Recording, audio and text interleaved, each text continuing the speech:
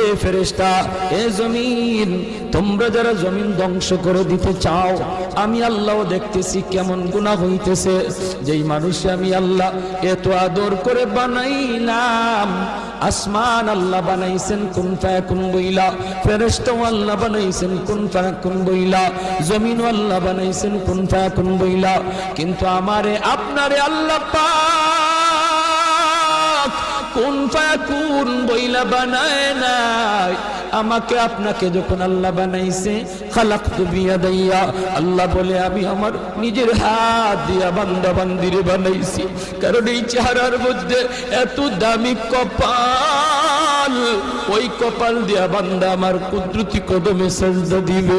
এই কপালটার এত দাম, এই কপাল কুন ফায়াকুন বললে হয় না, এই কপাল ফেরেশতাদের হাতে বানাইলেও হয় না, আমি আল্লাহ নিজের হাতে বানাইছি।